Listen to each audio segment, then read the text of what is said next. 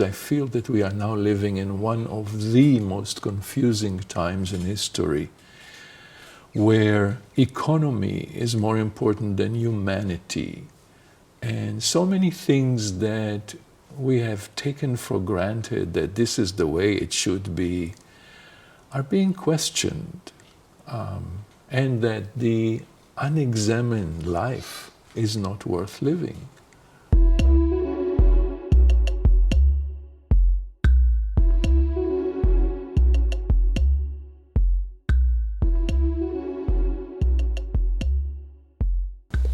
What made a really big difference is adopting a meditation practice. About 15 years ago, I met my guru. I'm a Tibetan Buddhist practitioner. I guess I kind of felt the benefits of practicing Tai Chi. It feels good. I don't get sick. It's a bit of a natural high, actually. The more you do it, the more I feel good. I started seriously pursuing the yoga practice and, of course, ultimately pursuing a yoga teaching and also Dharma practice. I get very absorbed into Tibetan Buddhism and still am, and now I teach yoga. So now, in my life, every day when I wake up, I'm trying to be aware of my decisions. When I encounter anything that I do, just trying to be aware of where I am, what I'm saying, what I'm doing, and trying to make all of those choices in harmony, and peaceful, but truthful, but in a way that is affecting people in a healthy way. I've been teaching since 2008. I love it. I love the students. I love the places I teach. I love the lights that go on in their eyes when they hear the truth the same way it did with me. And I don't mean to sound kind of like a born-again Christian or something like, oh, it's the truth, God's telling you the truth. The truth is that there is a sense, right? There is something that makes sense in life. It's not just a random compilation of events, and it's not just a sort of graspy hell realm here on earth, which is what it seems to be sometimes. There is an order to things. It's called karma, but you can call it whatever you want. It's the enlightenment principle, whatever it is. But there is an order to things, and I do believe that, and that helps me a lot. Painting is one of those things that I think in a way ripened me to hear the Dharma, but again, these things are so slippery, it's hard to know what really led to me being able to hear things, but I was not in pursuit of anything. But when I heard him teaching, it almost seemed like all the puzzle pieces of my phenomena kind of began to fit into places, and I knew that if I was paying attention, all the minutes of my days and nights could be a practice. And so what I ended up doing is my practice. That's what I do nowadays, especially when I run into challenges, when life doesn't go my way or things get ugly. I try to remember to breathe love. And by doing that, I connect with another energy inside of me, the energy of love, more like an energy, like a frequency. And in that space, I have much more leeway to deal with what comes up in my mind, the fear, the anger, the revolt, the injustice. Something happens for me in which there is more space. I guess the bottom line, I'm trying to be as good of a person as I possibly can be every day. And that's very important to me because I've been studying meditation for almost 25 years.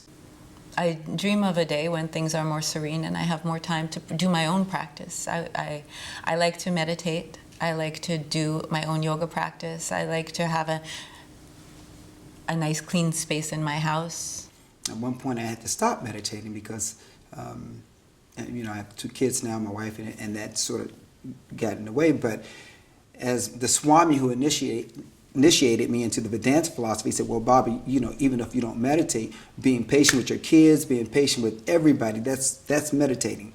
That's all meditating. It's just a different style of meditating. So as long as you practice that, you're meditating. But there's only one style of meditation that really works, the non-directive style, because most other types of meditation actually make me more anxious and more distracted. The ones that tell you what to focus on in your body and what to visualize. I'm like, I don't want to visualize that. I can't.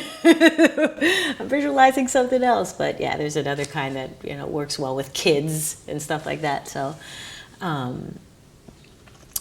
do that every morning for 20 minutes. Well, now my kids are a little older, so I just recently started meditating, you know, 20 minutes every morning and 20 minutes every evening, and that's been amazing. At the same time, you still get all this different energy that comes at you, and sometimes you just want to say, fuck off, leave me the fuck alone, I don't want to deal with it. But then another part of me, you know, taps in and say, think about that. You know, traditionally, before this age, it was kind of a secret thing, you know, to be a quote-unquote tantric practitioner or a Vajrayana practitioner. But now it's very common in the West to kind of openly talk about some of the things that we engage in. It's still, like all Buddhism, we're expected to just be practitioners. It's a lonely project, a solitary project that we do every day. And what it does is, well, there's always at least 47 different thoughts, and they're kind of in a tornado like this. And thoughts spiral around. Sometimes they'll spiral back around in 5 minutes if I lose it. Sometimes it's 5 months later, and then I'm like, oh my God, that thing that I forgot, it's over there. But what it has helped me learn to do is kind of slow the whirlwind down a bit, and occasionally I can pick a clear thought out of it and look at it and be like, oh, that's what I have to do. So I have that tool now, and it's very helpful. It's not a cure, but it is a really good adaptation. I've kind of applied myself as diligently. I mean, let me just say I'm utterly distracted all the time, but I'm doing the best I can to kind of know that I'm distracted, and that's kind of the practice fundamentally from top to bottom of the day and through the night as much as possible. To know when you're distracted.